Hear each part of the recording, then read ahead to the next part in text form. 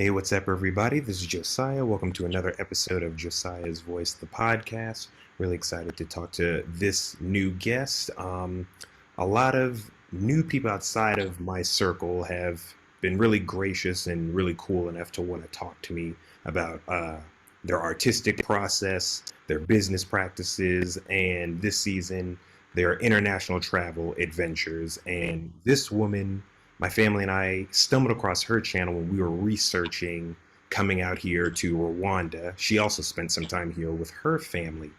And I'm really excited for her to be on to tell us about everything she's been up to also share her traveling tips and business practices with all of you who are aspiring entrepreneurs and also who want to travel outside of the country, who all especially want to come to Africa. So she goes by Melanin Migration on YouTube, but her friends and family know her as Rukiya McNair. And I just want to say thank you for coming on. Welcome, Rukiya. Thank you. Thank you for having me. You're welcome. Let's jump right on in. Can you tell the listeners Okay. a little bit about where Mm, you're from, just a little bit about where you mhm. stayed and what you do? Okay. I am originally from a small suburb outside of Pittsburgh, Pennsylvania, by the name of Oakdale. Um, I am currently in Accra, Ghana, and I have a business called Melanin Migration. It started off as, workbooks, and then it just kind of evolved into consulting and some other things. So, yep. Nice. Did you travel a Mhm. lot growing up? I did. I did. Actually, my father used to work, he retired from US Airways.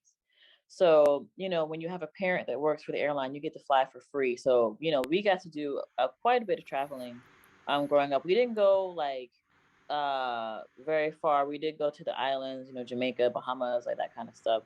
Hmm. We did a lot of camping as well. So yeah, I had a variety of like travel options, and experiences growing up. Yeah. That's cool. So it was already in your blood. Yeah, That's it was great. fun. Yes, yes.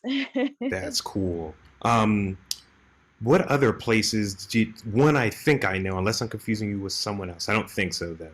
You had a lot of good things I think to say about Thailand, is that right? Of course, yes. What was Yes. time like there? Thailand was amazing. And I feel like had we not run into some visa problems there, we'd probably still be there. Okay. Um, it was people were very we were in northern Thailand, so we were in Chiang Mai. Okay. There people were very welcoming, very kind. At that time, the cost of living was extremely low. So we were able to have, a very nice house, and you're able to eat well, and the food there is very healthy for you, and it's easy to get around. They have a train system there, so you can hop on the train for at that time it might have been like $1 or two, to Wow. get around Thailand. So it was really, really nice. Yeah, it was really nice. And how long were you guys there? I think we were there a little longer than a year, maybe like a year and a half or something like that. Around a year and a half. Okay. Yeah. That's cool. Wow. And so Mhm. what inspired you to move to the continent of Africa? Had you been there before, or when you did move, was it your first time? It was the first time me and the kids have been to Africa, but that was always the plan Okay. after we got done with Southeast Asia. So I had lived in Indonesia for a while. I was in Jakarta and Bali. Wow.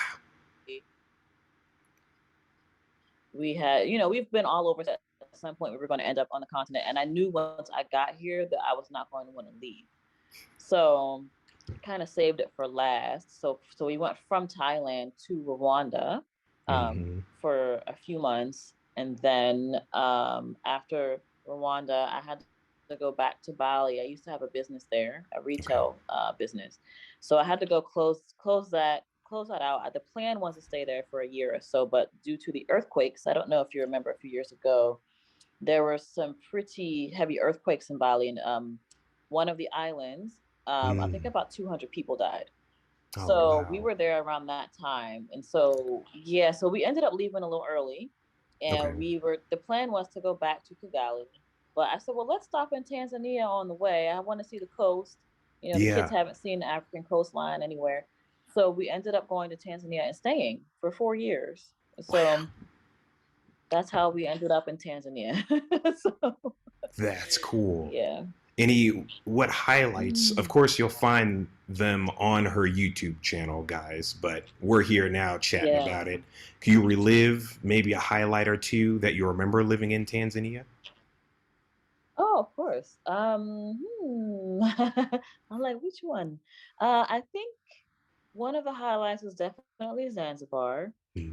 Um, I've been there several times, but generally speaking, Zanzibar, Stone Town is just one of my favorite places. Yeah. It's really, it's similar to if you've been to Old San Juan, Puerto Rico, it's kind of has like that kind of vibe. It's like an old town, you know, Okay. um, That's island vibe. It's nice. very nice. Yeah. So I would definitely say all the times I've been to Zanzibar were amazing. And what else? I think I'll keep that. I mean, because just Yeah. living in Dar on its own was a wonderful experience. Just being able to have a house like right on the water, right next Yes. to the water. Just it was just everything was just it was just really beautiful, really nice. That's cool. Yeah. Yeah. I that's definitely I'll Yeah. add you said San Juan. I'll add that to my Yeah. bucket list. Yeah, old San Juan. Old San Juan. That's Yeah. my bucket list, and of course Yeah. Tanzania. My family had looked at Mhm. that as well, and still definitely Yeah. want to visit.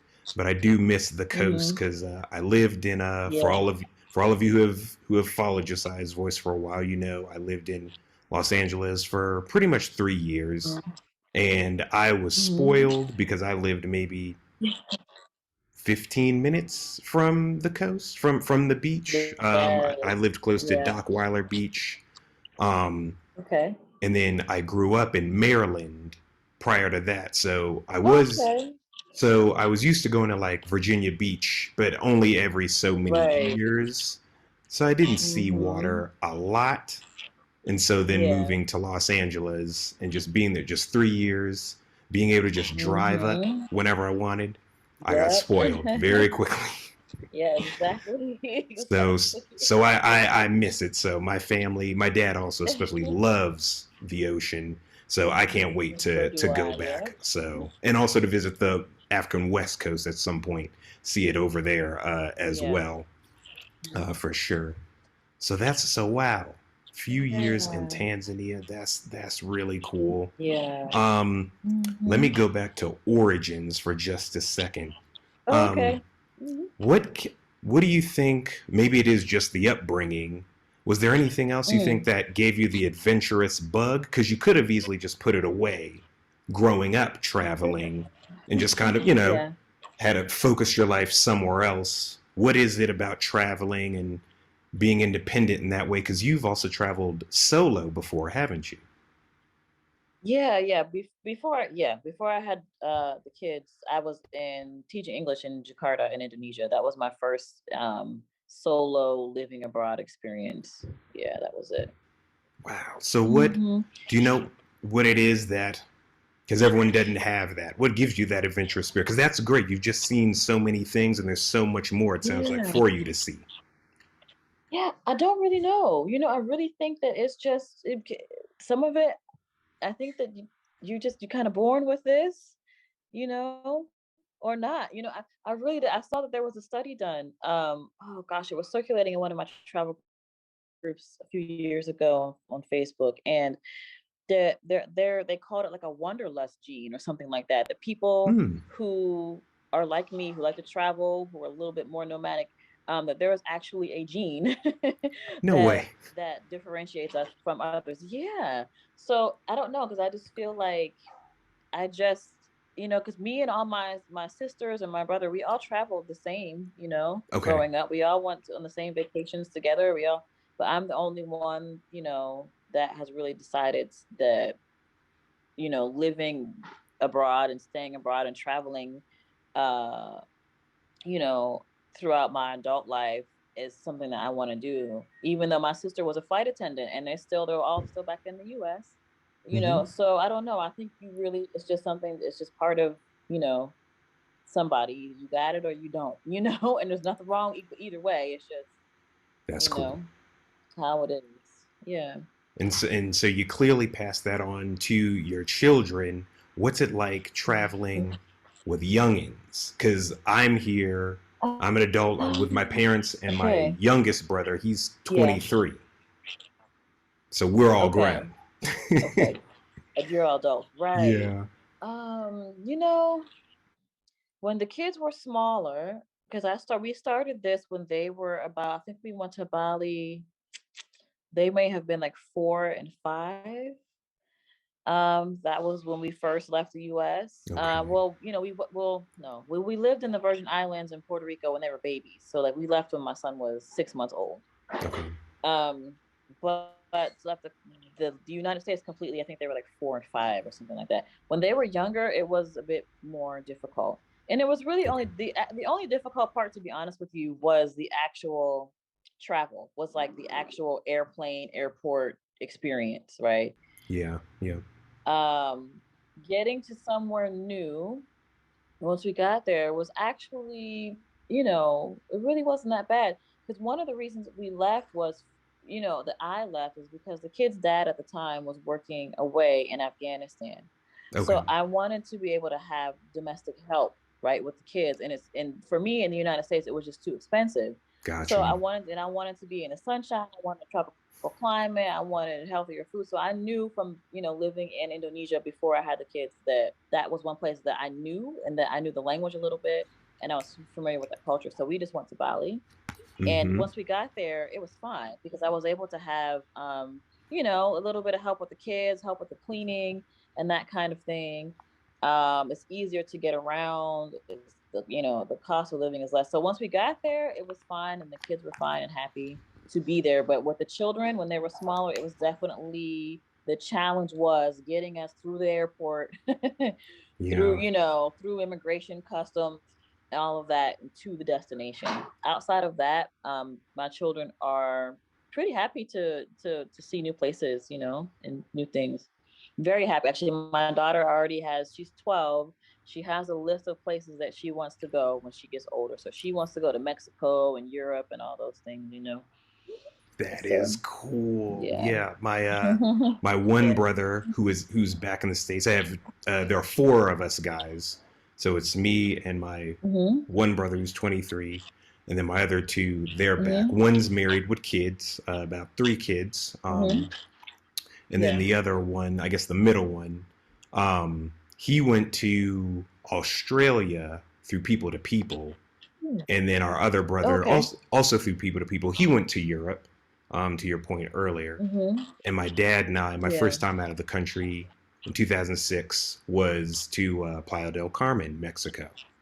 Okay. So, Nice. so Yeah. yeah, so spent about a week there, and then I think my brother went to Europe, traveled for about 2 to 3 weeks, like France and Italy and hmm whatnot. So there's, Yeah. and I'm sure there's plenty for your daughter to look forward to. So that's great. She's got her long list Exactly. already of places that hmm she wants to check out. Um, Yeah.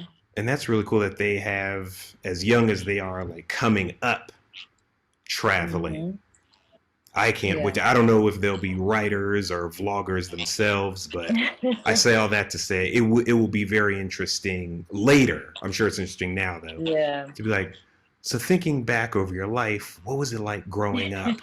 Um, I don't want to say, Yeah. I almost is a little dramatic. I almost want to say on the run, like we're in a spy movie, but like globe trotting, Yeah. 'cause a lot of children don't have Yeah. that experience. But I think hmm it's pretty awesome that they've been doing that, and they I don't think I'm confusing you. When your daughter, I think, turned 12 or 11, you guys went. Did you make a video of like safaris and things or something like that? I'm sorry, I watched so much, but I think it No. was you guys. Yeah. No, we didn't. That's one thing we did not get to do in Tanzania. I know we were there for 4 years. We Hmm. didn't we didn't go on safari when we were there. Maybe we'll go. I'm definitely going back though. That's But great. we did not get the chance. Well, I won't say we had the chance. We just didn't do it. So Yeah, we No, didn't do it'll it. they'll be We waiting. were there. It's okay. I'm excited Yeah. to do it as well. It's on the list. There's Mhm. a lot to do. I Right. still want to see Exactly. So much l- to do. like Lake Kivu up here. Did you guys do that when you were in Rwanda? Ooh. Okay. We did. I really. That's one of the reasons why we left. Why I not left. Why I prefer Tanzania is because it was near the water. That was the one problem I had with Kigali and Rwanda is that it's landlocked, Right. and I'm very much a water person. So we used to go to Lake Kivu like I can't even count how many times we've been there. Multiple Yes. times. So Yes. yeah, we got to go. I would definitely go check it out. I think it's like a 2 or 3 hours from Kigali. It's really not. It's a beautiful drive through the mountains too. It's really really nice. So I Yes. highly recommend going. It's beautiful. It's really nice. Thank you. No, okay. I love to Yeah, hear that. And I follow a yeah, bunch of, accounts on Instagram that feature it or different right, what travel's like. And we yeah. did recently go to Uganda for the to get the Ooh, stamp. We were there for like the yeah. weekend. And to your point about traveling through the Ooh, mountains and everything, beautiful. yeah. It's beautiful. Yeah, when if you go to Uganda again, we took a road trip to Lake Mutanda a Okay. few years ago for my birthday. That was really beautiful as well. Okay. It's not far past the border, so it didn't take us that long to get there, but it's really Okay. really nice as well. Cool. Yeah. Yeah, we went to. I'll add that to the list. We went to Lake Yeah. Bunyani, I think is how you say it. Oh, Banyani. Yeah. Okay. We were at the Bird's Nest Resort. Really nice. Okay. If you weren't Yeah. aware of it at the time, really Yeah. I've nice heard of spot. it. Okay. Nice. Yeah. I've heard of that lake before. Nice. Yeah. So let's see. Okay, let's go to business. So it sounds like you've had a Hmm. lot of interesting jobs. You've been a teacher. Um, Yeah. Before I go to business, my mom was a teacher as well. She actually homeschooled Okay. my brothers and I through high school. Very nice. Okay. Um, what got you into teaching, and what was that like? It was fun. Teaching. Um, really I really started teaching just as a way to travel because, when I was in the US, I was working in Virginia in the DMV area. I was working at like Right, tax right. administration, and one of my coworkers was talking about traveling abroad and living abroad and teaching English. And I knew that you could teach English abroad, but he was just helping me with like deciding which country because he was saying, "Oh, if you go to South Korea, you're going to be doing a lot of work. Um, you'll get paid well, but it'll be a lot of work. And if you go to Southeast Asia, you'll Hmm. be able to work less, so you'll be able to travel around Southeast Asia a bit more. And the weather is better and all these things." So I took that into consideration and I just started applying to jobs, really, just to see what would happen. And I did. I got hired at EF at English First in Jakarta. A lot of English teachers, that's their first job if you're in Southeast Asia, is English First. They hire a lot of first time teachers. So they put you in a house with the other teachers, and you're basically teaching like after school It's like an after school program for the kids there. So yeah, and once I started teaching though, I found out that I loved it. It was That's a lot of awesome. fun. So yeah, yeah. So that's how I started teaching. It really initially started as me just wanting to travel and trying to find a way to do that, Right. and get paid to do it. Yeah. What was your favorite thing about teaching when you discovered like you loved it? It was a passion. Um, I loved it because it was something new every day. Okay. So I can't, it's very difficult for me to go into somewhere and be doing the same thing every single day. So it was different. I had the same classes, but depending on the day it was a different class. Then you get different students personalities and different questions every Right, day. It right. was a lot of fun. Yeah. That's cool. Hmm. And so, Yeah. what inspired you to transition to entrepreneurship, or was that something you dabbled in or already been doing over the course of your life? Yeah, I'd already been like doing that. I'd already been like creating when I left. By that time was I making jewelry? Yeah, but I had already been, painting or, making jewelry, selling it here and there. So I had always, that was always a part of, you know, me anyways. So That's Yeah. cool. So what's that like setting up a business when Mm. you're traveling abroad and it's moving with you? Now it's much easier than it was then. I don't think when did I set up the actually no, well, I think yeah, at the time, when Etsy came, I don't know if you know what Etsy is. Etsy I'm is like familiar, a yeah. it's like a website where you can. Okay, okay. So I started seriously selling my things on Etsy. Okay. I think when the kids were babies, and it wasn't so bad, And then it's kind of easy. It's just a little difficult. You have to pack all of your whatever. If you're selling a product, you have to take it with you wherever you go, Right. and that was the issue is shipping and that kind of thing. Southeast Asia it wasn't as complicated as it can be here sometimes on the continent to ship things, as you Right. probably know by now, Yes, ma'am. and expensive. So, um, yeah, that was really for me. That was really the only the serious complication I had was the shipping issue when I came to the continent. But other than that, it was pretty easy. If you can, setting up a website these days is pretty easy. Um, so yeah, Nice. not too difficult. Yeah.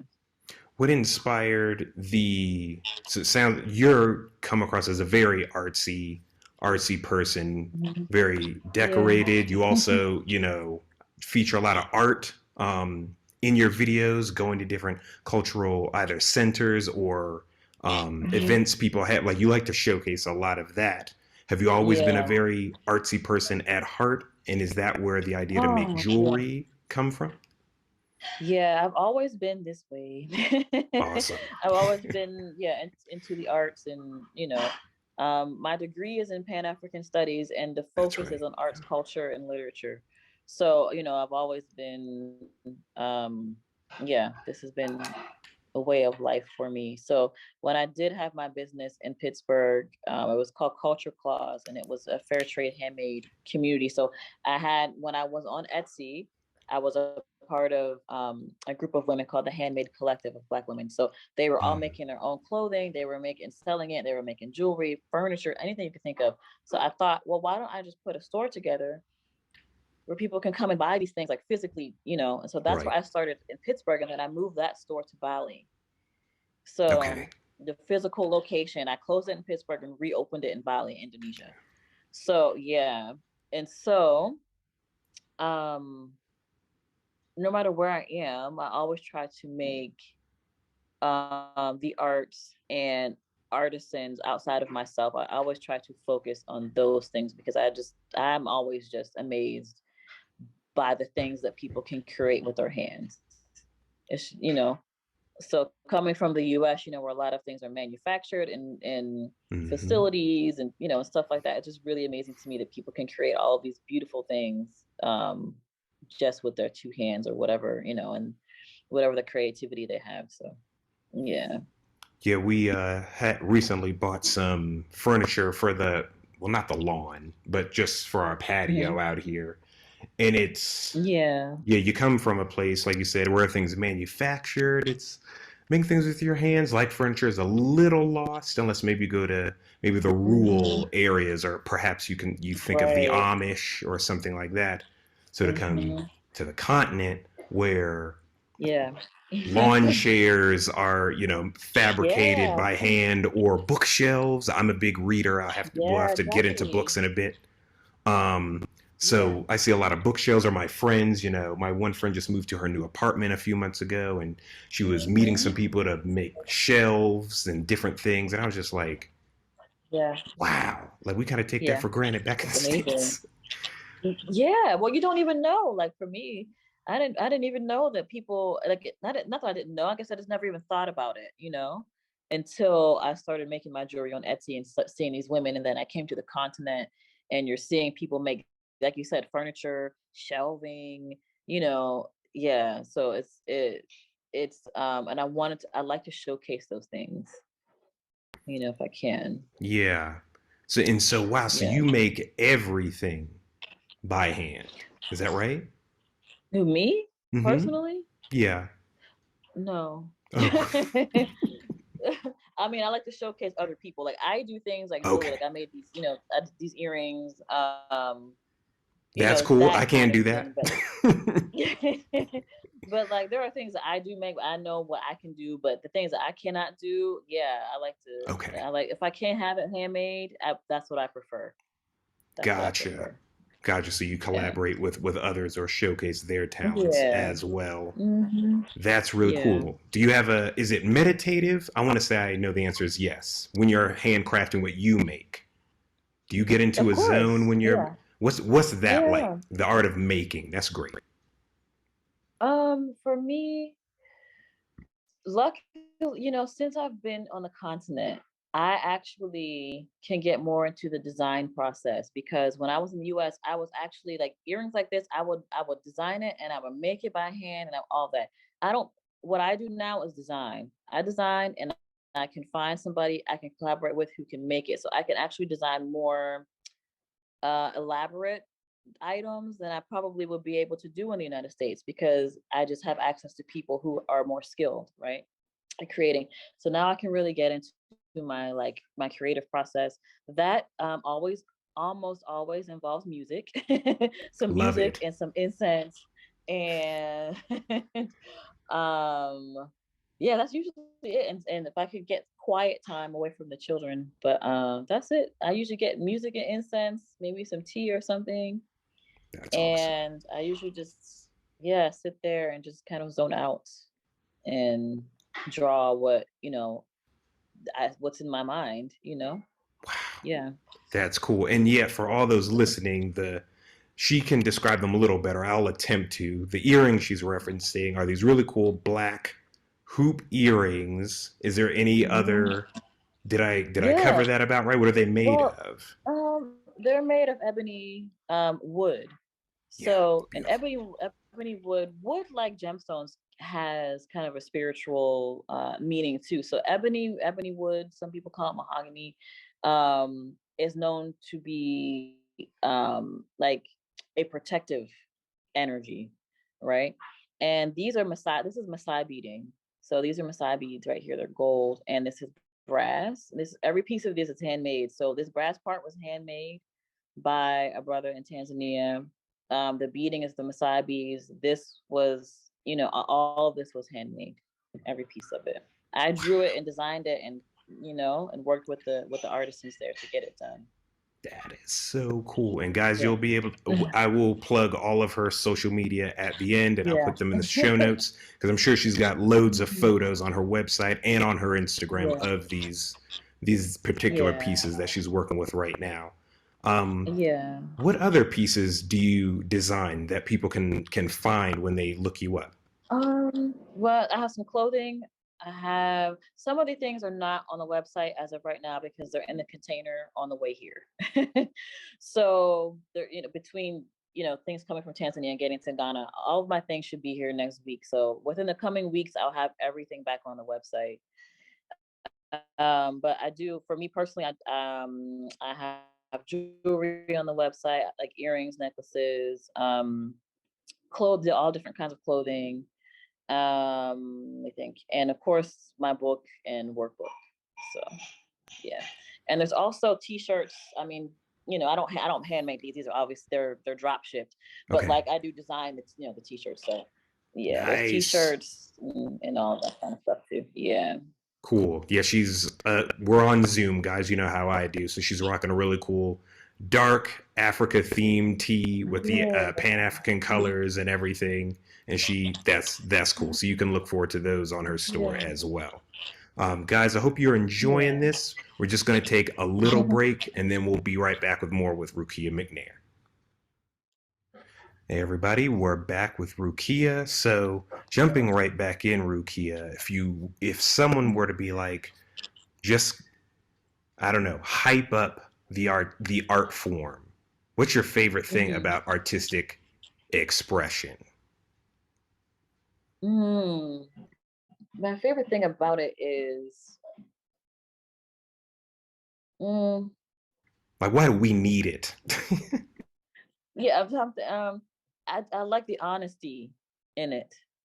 You know? Yeah. Okay. Yeah. Um, Yeah. so, I kind of look at a lot of like just the arts in general as truth tellers, Yeah. Yeah. So that's what I like about it. That's what I like. And it's because it's very necessary, Yeah. And and and like, no, go ahead. yeah, I mean, in a time when it's so the media is so like the news media is so prevalent in people's lives, and a lot of things are not necessarily true and you don't know, but when you get to like these grassroots kind of like artisans and artists and musicians, all kinds of different forms of art, I think that there was a lot of truth in a lot of it, even if it's not your truth, it's the truth of the time, you know I see what so you mean. yeah. Yeah. And Yeah. reflecting it back to your, I think connecting it to your point earlier about how did you Hmm. put it? I think did you say showcasing other artists or art Yes. forms? I think, and Yeah. it's just reflecting that back wherever you're at in your art and in your Yeah. business. And I like that. If it's not your truth, Hmm. it's like it's the truth of the time, or maybe even where you are, or the people you're Right. surrounded with. Um, Right. that's really powerful. And what's your you touched on it just a little bit. Is there anything else you can add about your Hmm. process when it comes to your business, like a typical day? You mentioned you got to have your tea, you got to have your music. What's a typical day like for you Yeah. as an artist and Um. businesswoman? Oh. That depends on the day. I have two children too. So I mean, my days, it's I have to get them off to school first, and there's like a whole thing that real life things I have to do.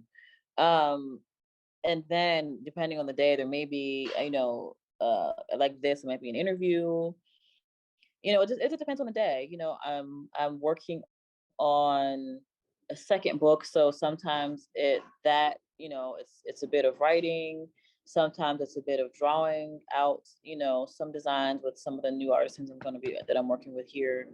It really the day it just depends, on if I have to go grocery shopping that day or not, like what happened, like Mm-hmm. so I try to do something every day though that is working towards melanin migration. Yeah, That's no matter what it awesome. is, there's like at least one thing every day that I can do. Whether it is just doing some promoting for the consulting, or whatever it is. If it's something more artistic based, just something every day that works towards the business. So Nice. Does discipline or structure play a role at all, or as best as it can? Because you're right, every day yeah, is different. yeah, it is. At the moment, I'm just trying to survive and keep my sanity Yeah. because we're still in transition with this move.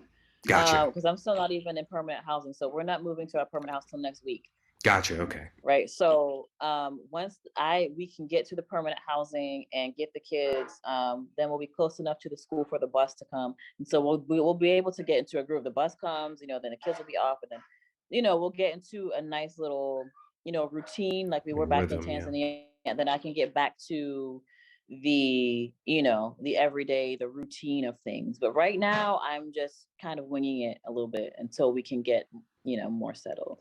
Gotcha. That's good. Yeah. Okay. What can you actually I'll ask that in a second. What would you Mhm. tell any advice to artists, especially traveling artists like yourself? Mhm. Is there any maybe one single piece of advice you'd give them as they try to get Um, settled or find routines and still yeah. create? Um, I have a few pieces of advice, but one thing I would Okay. say is just to be patient with yourself. I've been working on that with myself, because it is difficult for me to to not have a routine. It was very nice in Tanzania when we were able to settle into, Okay. this kind of everyday routine, but it's been, kind of difficult for me to wrap my mind around, one day I have to go look for, appliances to buy for the new house. And the next day I have to, drop the kids off and go to the grocery store the next day. It's different because I have so many different things that still need to be done. Um, outside of creating things at the moment. So just trying to give myself some grace, and knowing that I'm still trying to settle and we're still in transition um, here. But as far as being an artist goes and traveling, the most important thing you can do is network. I can tell you that, I mean, for me, that's how I was able to get the jewelry done that I was able to get done, and to be able Nice. to work with others, which is something I did not really do in the United States, as far as my artistic process. But I've really learned coming to the continent. That's one thing that it has taught me is community, especially coming to Ghana. Community is something that I really have to be patient with, and I had to really learn. Yeah. So you can't be an island unto yourself, or at least not No, for long. you can. I mean, you can if you know, but you will be much more successful. You'll Yeah. be much more successful if you are working with others. Yeah, for sure. Was that an easy thing for you to do? Like networking with different people in different countries? Because we all got to Mhm. find a tribe somewhere. I thought Yeah. about that when I moved to LA Mm-hmm. for the first time. I had a few Mm-hmm. friends that were out there. That was a blessing. And then we had a Yeah. few friends when we moved here to Rwanda. That's always Correct. been a Yeah. blessing. Mm-hmm. Yeah, was that a challenge for you, or was that something Um, easy? no, because you know what I found when I was living in Bali, if you don't have a community where you're at, then start one. You know, like I did that. Exactly. Okay. There was if you look at if you're on Facebook and you go to the groups, I don't know how popular they are now, but like if you look up brothers and sisters of whatever country it is, whatever area, it'll usually pop up whatever the black people are in that area. So I started the Brothers and Sisters of Indonesia when I was there. And so I was Nice. kind of able to bring people to me. You know what I mean? I was kind of able to Yeah. create that. Be that So nucleus. yeah. So if I can't find it, then I'll try and find a way to create it. Yeah, for sure. But it's definitely important to I think your long term success in whatever new country you're going to, just to find your people. Yeah. That's in Yeah. effect. Look, can we touch on that for just a little bit? Any, how do I Sure. want to phrase it? Any highlights or lessons learned Hmm. and encouragement Yeah. to Black travelers? Hmm. Um, One lesson was that the scariest place you will probably be is the United States of America. Mm, So, leaving the United States, you will find most places are much more safe, much more welcoming, much more respectful um, of you and your blackness than it will ever be in the United States. mm, So I get that question a lot about, yeah. oh, do they like black people? And like Indonesia, do they like black Yeah. people there? Is it safe? I'm like, one of the most dangerous places on the planet is the United States. So no, wherever you go, most likely you're going to be more safe. First of all, Mm, second of all, um, the racism that we deal with in the US, we're just so accustomed to it and used to it. I feel like we don't even realize that it is having the effect on us that it has, emotionally and all of that until you leave right, and then you right, right. realize that a lot of people are not judging you off strictly off the basis of the color of your skin. It is something to really get used to. And you have to be prepared for that also. You have to be open to understanding that there's a lot of unlearning that's going to happen when you leave the United States as well. You're going to have to. I remember I got pulled Good over by the word. police in Tanzania, and I almost just had a meltdown in the car. But the brother just came over to see if I was okay. How are you doing today? Where are you going? Are you okay? Okay. Yeah. Have a nice day. I seriously was almost brought to tears because in the United, I didn't realize how ingrained that experience is of being terrified of the police in the United States, you know, and then coming somewhere where, you don't have to live that way anymore. Just having just that in that second, I just finally had that realization, and it's just something that you have to be open to dealing with, and to learning yourself Yeah. and to unlearning those things. Yeah. It's If a I process. it is a process. If I can interrupt real Mhm. quick, Yeah. because you said something there, um, Mhm.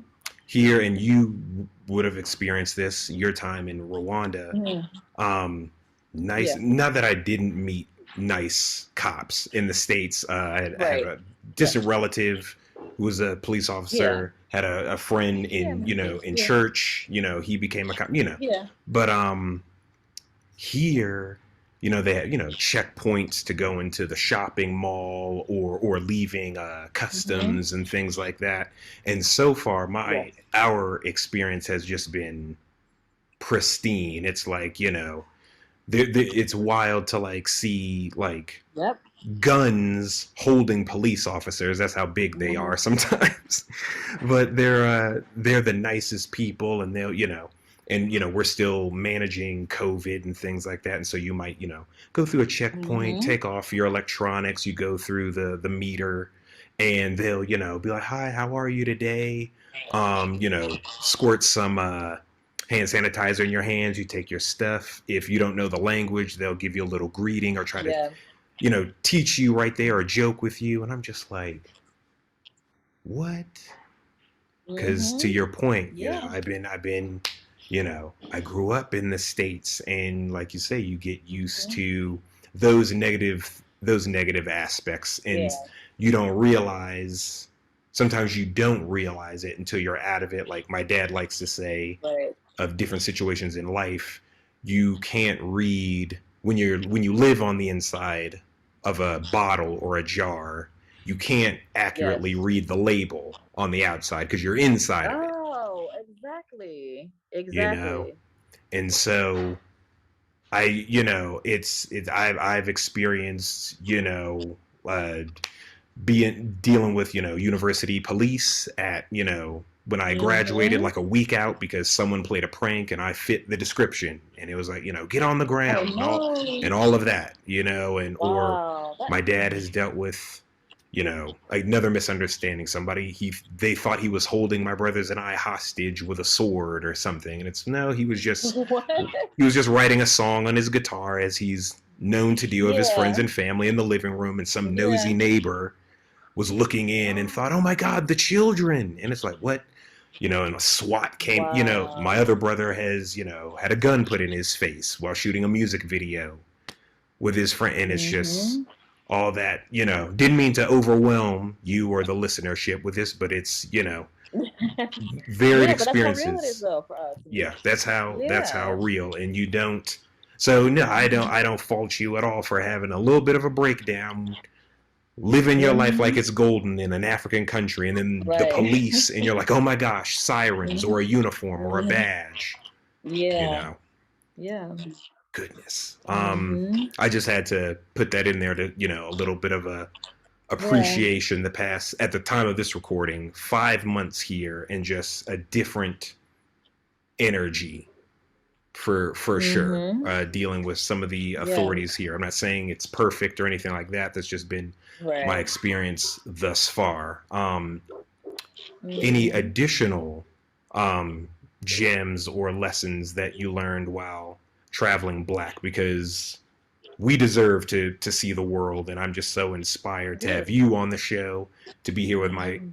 be in Africa with my family and my other friends and family who are also happen to be black, and just living our Yeah. best lives. Would you have any more you'd like to elaborate on with that? I think that's it. I think that, Yeah. the unlearning and just being open to change, because it's not always going to be easy. It's going to be up and down some days. You have to be Hmm. prepared for that. But I think one of the biggest things people can do is to try and learn yourself, and try and learn to listen to your intuition. Um, Yeah. because that will take you very far in a new country when you don't know the language. So Very yeah, I good. think that's it. Mhm. Very good. Do you have a favorite cultural touchstone, like music or food or Mm, style of mu dress? music and food, I know usually that's right. music and food. And then I would say clothing after that. Yeah, that was one of my favorite things about being in Tanzania. It's a bit different than I think Kigali and here, in the way that a lot of the women, most of the women there wear traditional, they wear kitenge, like with wax print, dresses and clothing. So I just love, I would just be driving around like, oh, look at her dress, look at that, all the Right, time. right. So that was one of my favorite things. I had a lot of clothing made in Kigali. Here it's a bit different in Accra, where people the way of dress is more Western, quote unquote, Right, with right, right. jeans and t-shirts, kind of like the stuff we wear in the United States. So, Mm-hmm. That's yeah. cool. And in fact, let's talk about that. What's your so far? You're still adjusting. I am. Anything really stand out about now being in Ghana? hmm Oh, so many things. That's why I moved us here. Yeah. Um, uh, One thing that I guess it has been different from all the places where we've lived is that in Accra, um, English is spoken, right? So Okay. it's very Okay. easy for us to navigate. That's the first thing. It's very easy for us to navigate. Um, and because in Tanzania it was Kiswahili, but I was learning Kiswahili. That's Hmm. why I was there. I was on a student visa to learn. But it's really nice to be here and to be able to communicate with folks. How you want to. Yeah.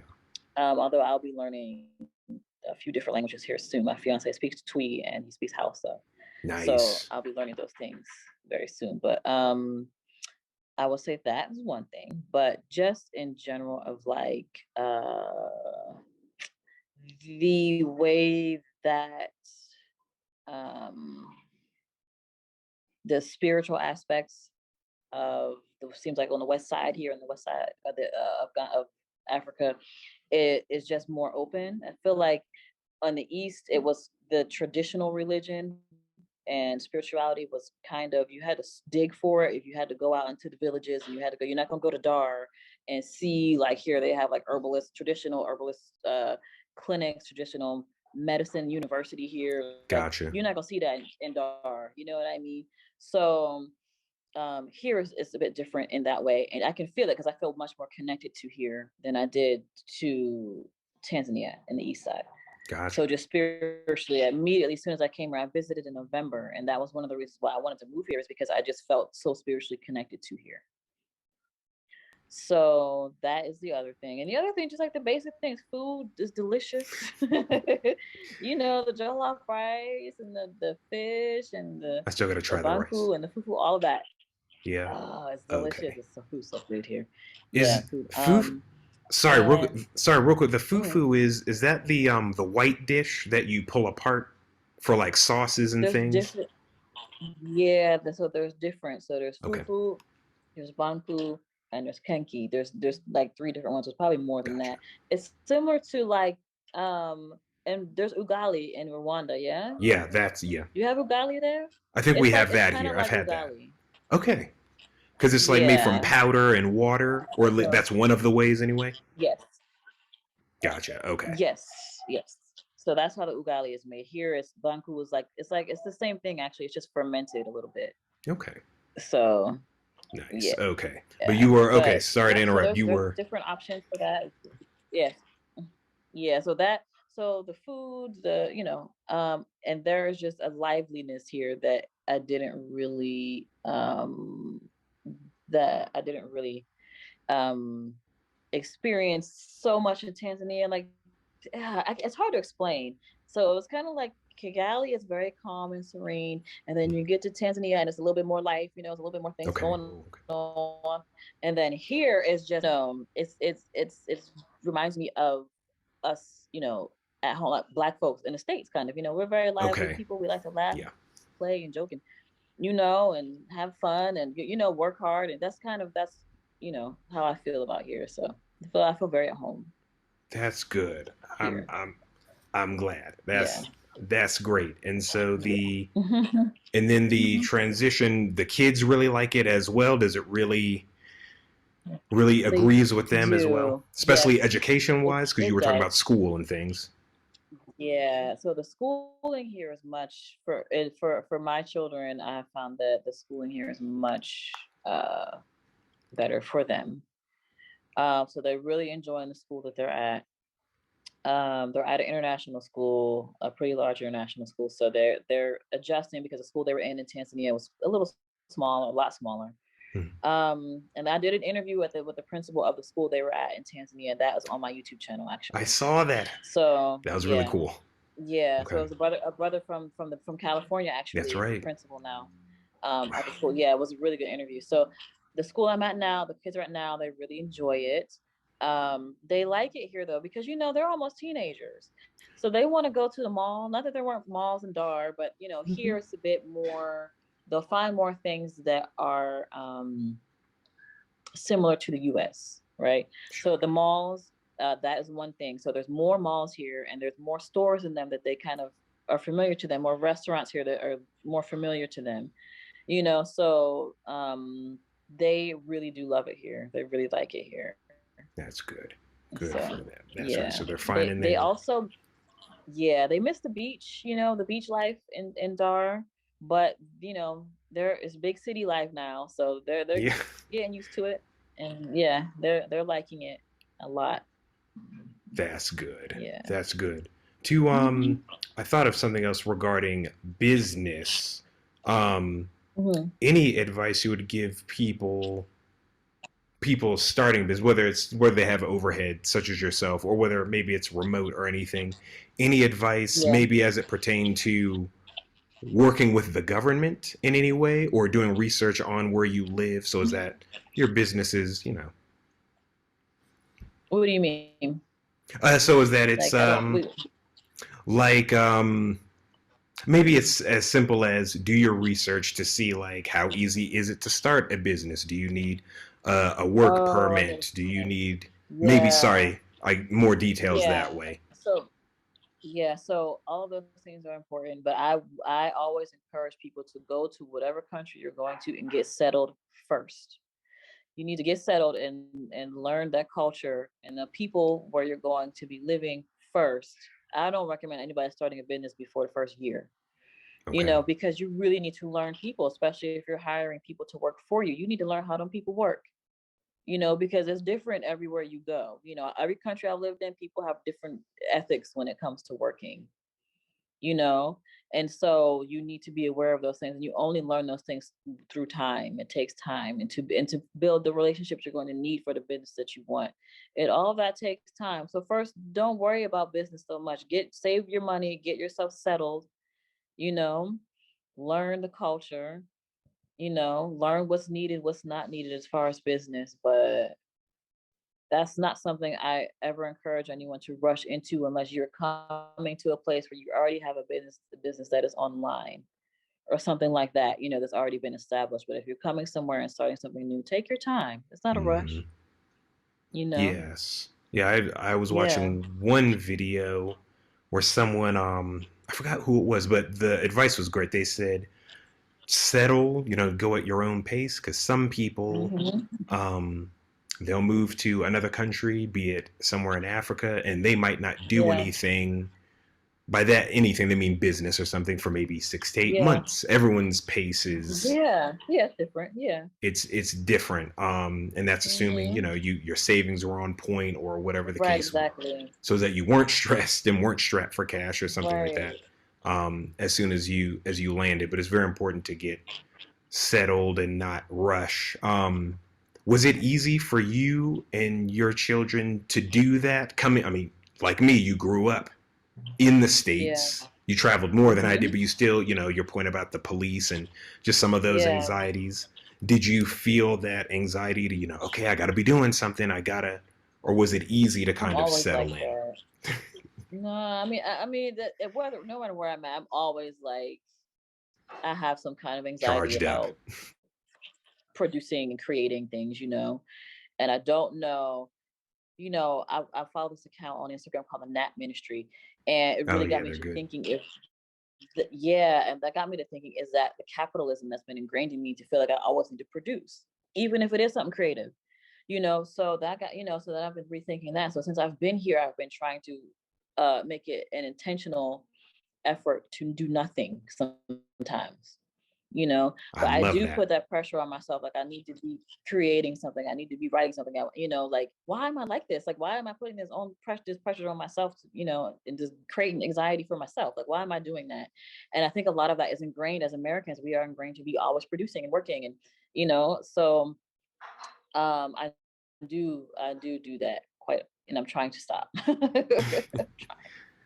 That's good. No, because you got Yeah. to get just that hustle mentality, Yeah. and it's definitely ingrained in like my generation, even people younger. I'm Mhm. like I'm sure you've seen it. Maybe it was Nap Ministry on Yeah. IG, but Yeah.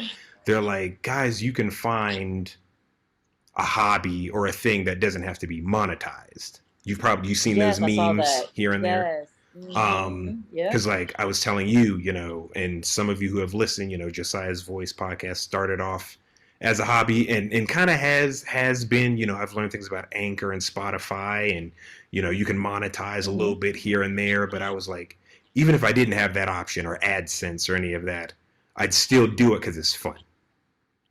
you Yeah, know exactly. it's Exactly. it's fun to Yep. meet, doing Mhm. it. I came out Yeah. of myself. Like 2 years ago, I wouldn't have thought, oh yeah, I could talk to, Rukiya McNair, or I could talk to the author of Save the Cat Rights for TV, in the film industry and Oh, things. that's cool. I never would have thought Yeah. I could do that, but by just Yeah. taking it easy, thankfully, even taking it Mhm. easy in the States as best as I could, because we still got control. You can still do that. Mhm. It'll just look different, but Right. it's gotta be fun, or there's gotta be a sense of enjoyment. You don't gotta, file a W-2 for every single idea or Right. 1099 Exactly. that comes to Exactly. mind. Yeah. It's have you seen that also, in a positive way, trickle down to your Mhm. kids as well? Mm, I don't know yet. I don't know. A little too early Mm, to tell. Okay, yeah. Yeah. all right, no, that's cool. That's Yeah. okay. Um, this has been really great, Ruki. I just have just a few more questions for you. Okay. Um, so Mhm. you're on YouTube. We've touched on it. Melanin Yeah. migration. When the Yeah. world inspired you to put your life on YouTube? I don't know. I ask myself that question all the time. Goodness. I think it started, I don't know why. It was because, when we were in Thailand, we were on House Hunters International when we were there. Oh, that's right. And yeah, and it was after that I started thinking like maybe, you know, when we do get to the continent at some point, I will start my YouTube then because I really wanted to inspire us to, just like I've been inspired and helping us to get wherever we want to go at that point. But especially people were just contacting me mostly because they wanted to go to Thailand and Bali, because those are the places that I have been. But when I get to the continent, after this episode airs, that was when I released the book.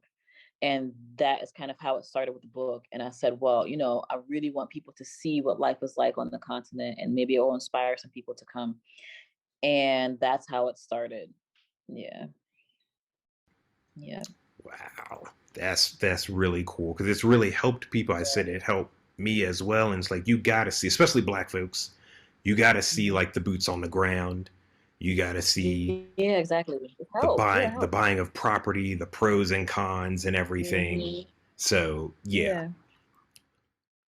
cool. So you seem like a very easygoing, laid back person. How do you Yeah. approach YouTube, especially with I guess the Hmm. growing trend of travel vloggers and things like that? There's a lot of Yeah. different styles. What's your approach, and how Hmm. do you stay true to yourself as you live your life and use Hmm. YouTube as like a platform? Yeah.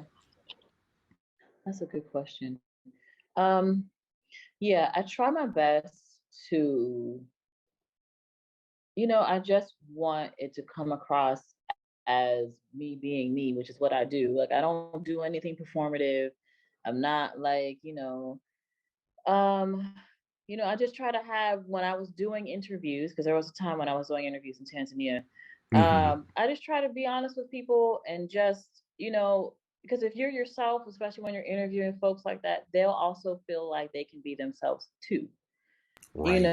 So I think that's important. And I think that for me, I always know when you're watching stuff, you know when somebody's being fake. Like everybody, like, people don't give themselves enough credit. So it kind of, when you're authentic and you're being your genuine self, it comes across through the camera as well. Mhm. So I think that that's very important. So that's what I try to do, is just keep it as real as possible and without telling too much of my business. Sure. Yeah. Yeah. Yeah. um, you know, you know, um, yeah, that's it. You know. That's good. Yeah. Because, yeah, it's easy to kind of get caught up in, like, I think about that sometimes with the podcast as well. Granted, Mhm. it's Yeah. just audio, but still, how much to share and to make Mhm. sure that it's as authentic as possible. Guys, Yeah. sometimes the internet's a little weird. Sometimes I get tongue tied, Mhm. things that just still make it, we're just still people just enjoying an exchange of ideas and things like that. Yeah. Because YouTube's always changing, or there's algorithms, or It is. there's It something is. got demonetized, whatever, and it can kind of Mhm. be, from the little bit I know, it can Yeah. be a little bit of a lot, and so that's great that Yeah. you're able to stay grounded, I guess, like that, you know. Yeah. Yeah. Um, I try to. Yeah. what what inspired you to reach out and interview people yourself, especially back to that point of like interviewing the principal of the school Yeah. and things? That was really cool. I Yeah, I just thought it was interesting. Like the series that I did on Just Arrived, I was Hmm. interviewing people who had just arrived to Tanzania, maybe like within the last 2 or 3 months. Because I always, like, even it started because when I would just see people out, we would just have these really good conversations about what did they think of Tanzania and how it was going. And Yeah. I just thought it would be really interesting and helpful for those who were trying to come there to not just see my point of view, because I'm just one person. Everybody is so different. So to see what other people, what they thought about, their experience thus far as well. So that was a lot of fun. That was a lot of fun. And then I thought it was a good idea to showcase some of the Tanzanian businesses, like the sister who was making my clothes, Hmm. Mariana, her boutique and collection. She's a designer there, and she has her own boutique. And I just thought she was so amazing, and her business sense is just really just. I just really just thought she was so great. So I'd interviewed her as well. And then the teacher, who I thought, the principal, who was originally from Tanzania Hmm. and but grew up, in the States, spent a lot of time in the US and taught there, was a principal there. I just thought that was a really interesting and unique story as well. Yes. So, and I was so thankful that he even agreed, and the school agreed to let him be interviewed for YouTube, because it's not, you don't always have schools that are willing to do that kind of thing for social media. So I was really Hmm. appreciative of that. That's Yeah. cool. And you also interviewed some of Hmm. your friends that you'd made in your Yeah, of travels. course. What was Yeah, that some like? of the some of Especially, my friends. yeah, Oh, that was great. That was probably like the best. That was one of my favorite interviews I did with my friend Haji. We were all in Tanzania and Thailand together. yeah, And then Thailand. him and another friend of mine, Hassan, they ended up in Tanzania for a while, and I got to interview them. That was like one of my favorites. It was just so much fun, so much fun. And just like That's in real life, though, it's fun when you see other people in other countries, and then yeah, you're in a new country and you see each other again. There was just like a feeling that that you get. I just really can't yeah. explain. Um, that is just the familiarity and it's really nice. It's really, really nice. That's cool. That Yeah. reunion energy, that shared Yeah. history, and like checking. It's like, oh, you're doing well, or is there any help you need with Yeah. anything, or just, but you've got that familiarity, Exactly. you know. Yeah. The help too. Is there any help you need? How can I make your stay more comfortable? It's nice. It's nice. Yeah. In Yeah. fact, is there a Yeah. way, maybe one way, on both ends, Hmm. that you remember someone helped you and your family in your travels, and then a point when you were able to help someone, in a Um. way, great or small? Yeah. Of course. Yeah. I mean, in Tanzania, there's a sister. Her business is actually called Curious on Tanzania. Her name is Justa. Yes, I like her And I channel. think Justa? Yeah. Yeah. Yeah. So she does a little bit of YouTube. She does a lot of Instagram. But she does tours and all of that stuff too in Tanzania. And I knew her from my travel groups on Facebook.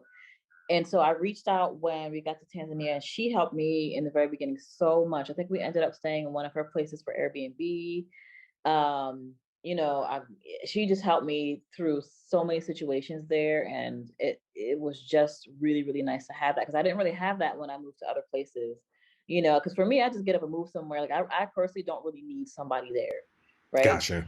Um, for assistance. So I can just I've checked that, just kind of like figure stuff out on my own. Outside of her, when I first got to Tanzania, um, that was pretty much it. And it was I'm so thankful. And you know, that was when the light Yeah. bulb kind of came on, like, wow, like if I could help other people in this way, you know, to however I can, so that the YouTube was part of that, but the YouTube is also more about me just sharing what I got going on, and if you can take something from Yeah. that, if you're trying to come there, then we can do that too. But the book that I wrote, Melanin Migration: The Black Family's Guide to Moving Abroad, was to help people kind of, through the very basic, people who haven't really gone abroad at all and they're ready to move. It'll help you through that. It'll help you through that. But yeah, I've tried, I try my best in my day to day to help folks answer people's DMs and messages and Hmm. emails and stuff like that. It's important. It's important for Nice. sure to have that kind of support. Yeah, and to be able to give it as well. Great. And I also like how Yeah. you mentioned with YouTube, make sure all your business isn't Mhm. out there and being grounded. I Yeah. like how when I guess you operate seasonally. Like I think one of your accounts Mhm. was public, but now you're like, no, it's time to make that private, but you guys can go over here. Yeah. Or I can't answer Mhm. these questions anymore because I've answered Yeah. them. I I have make that very playlists or clear. something. Yeah, go ahead. Yeah, I try to make that clear. Like, my personal YouTube page, I may make it. I mean, my Instagram page, I will make it public again later. But like, for so long, I was public, and that was where people were going to after they saw the house hunters and all Sure. this. I was just, it got to a point where I was just like, I do still want to share with y'all, but I would like to be able to be in control of like a little bit more, of my Hmm. privacy and stuff like that. So, I have the Melanin Migration Instagram. It is public, um and so that's for that, and my Yeah. personal page is for what it's for. And I'm very clear about letting people know I do not answer visa questions. I do not answer questions about how much things are, just because everybody is different. And as far as visas, you can that information kind of in these countries, it changes so frequently, It especially does. with COVID. I don't want to give people the wrong information, so you can go look that up on your own and figure that out. But like, yeah, I'm not the one to be answering those kind of questions. But that's So great to be able to, it's like, okay, yeah, I can't do that anymore, but here's a resource, here's Google, here's another YouTube channel, here's yeah, someone, because yeah. even to the point Or like you somebody made of, else, yeah. or somebody else, everyone, I don't have all the answers, Hmm. Sway, but Right. someone else Yeah. might have it. And to your point, Corona won't last always, but it's like, it does inspire others to be as independent as they can, or to bring, that's definitely something my family did. My dad definitely picked up on it quickly, us Hmm. moving in the times of Corona, because, like you Yeah. said, with the visa, things change all the time. So They do. Yeah. it kind of reminded me, because he's retired. He worked for the government, and sometimes I would Hmm. work in DC with certain jobs. But I'm sure you saw this on like public transit. That idea of Plan B dexterous. Yes. Just be ready, and that came to mind Yeah. when we were planning our trip, Yes. especially when it came to COVID or the passport or whatever. It was just like we had Yes. to, it could be a little overwhelming. Fast forward to Yeah. now, I'm here now, you're in Yeah. Accra now, you've traveled, Hmm. you can do it. Yeah. And I guess just be a little ruthless in A little your bit. prioritizing, so that you don't get Yeah. There you go. Yes, I like the way you said that. like Exactly. swept Yes. up, because we dealt with FedEx. Like FedEx was like, oh, Hmm. we can't at the embassy, we can't take it, it's contactless, but it wasn't on the website, and so that caused a Right. whole bunch of issues for my dad and I. And just, we're talking to friends, and it clearly it got worked out. Yeah. Right. But just, you got to be as as plan B dexterous and as prioritized as you can in these days. Hopefully it'll Yeah. change and maybe you can rest on your Right. laurels soon.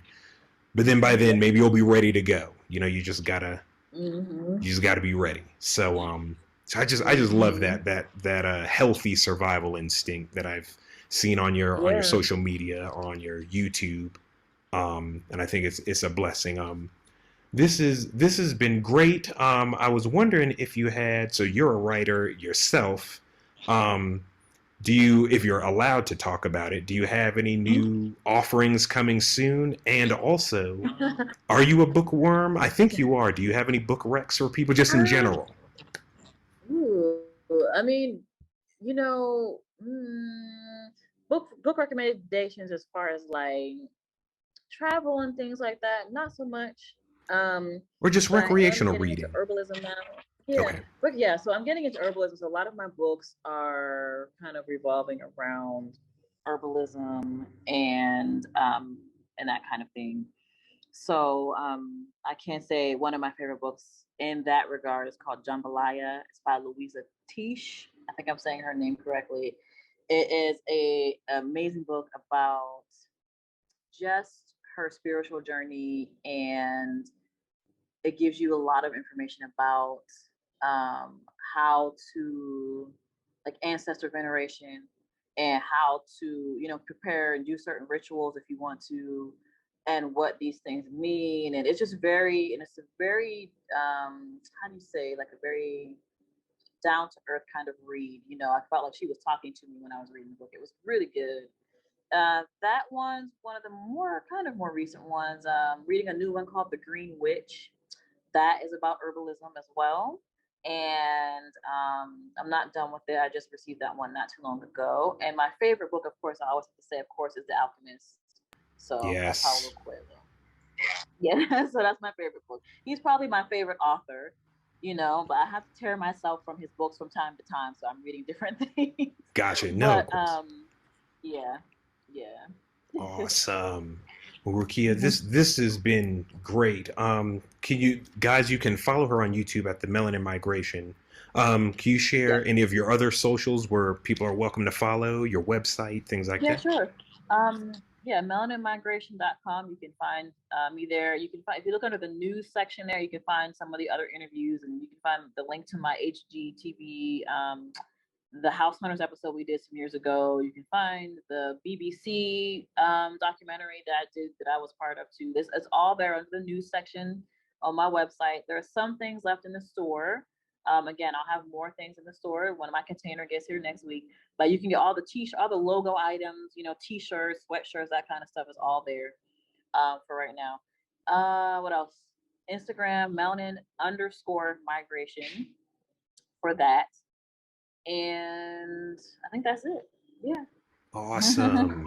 This has been a lot Yeah. of fun, Rukiya. Thank you so much. Thank you. You're It has been. welcome. And guys, to everyone listening, I hope you took some gems. I hope you took some much needed advice.